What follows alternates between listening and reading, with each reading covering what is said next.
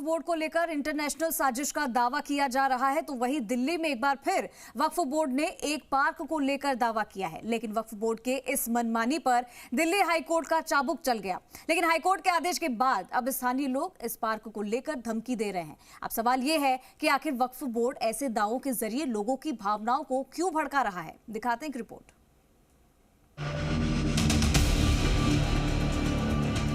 कभी मंदिर, कभी सरकारी इमारत, कभी ऐतिहासिक धरोहर।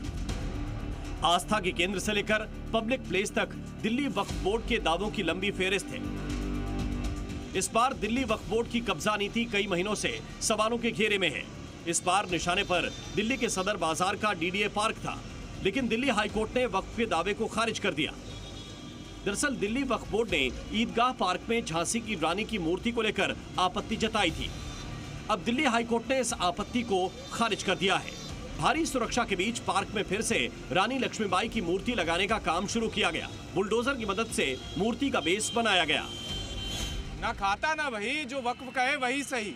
ये लगातार बीते कई वर्षों से दिल्ली में वक्फ बोर्ड की एक नीति चली आ रही थी, लेकिन अब इस नीति को जोरदार झटका दिया है दिल्ली हाईकोर्ट ने। ये तस्वीर आपको हम लोग दिखा रहे हैं, ये डीडीए का पार्क है।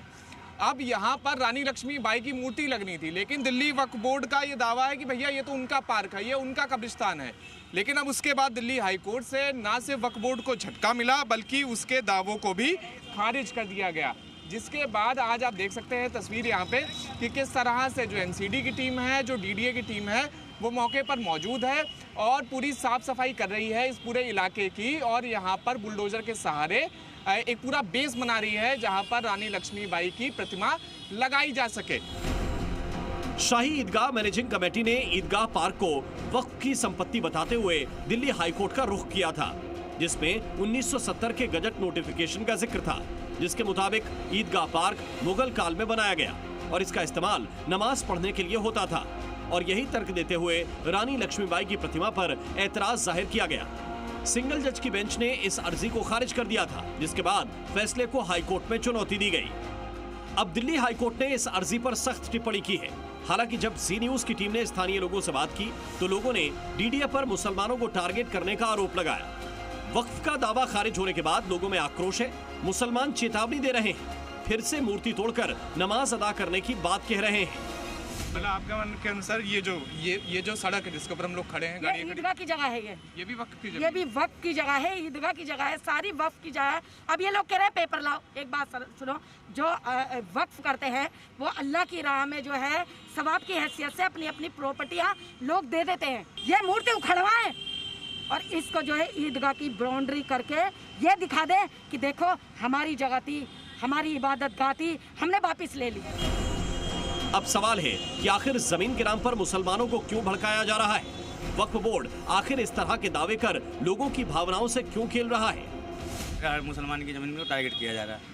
कहाँ टारगेट किया जा रहा है? अब ये तो यहाँ की सरकार जो है वो अब जाने की क्यों टारगेट किया जा रहा है बार बार। आपको मतलब क्या लगता है, कुछ तो मतलब लगता होगा।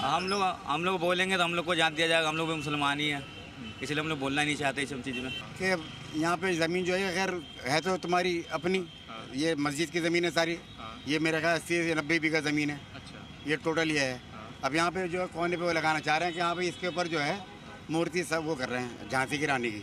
ज़मीन डीडीए की है और उसका आधार ये था कि 1969-70 में ही वक्फ की खुद की नोटिफिकेशंस हैं। तो ये नोटिफिकेशंस 50-55 साल पुरानी है, जिसमें डिमेंशंस ऑफ द ईदगाह जो वक्फ की प्रॉपर्टी है और उसका खसरा नंबर सब इंडिकेटेड है।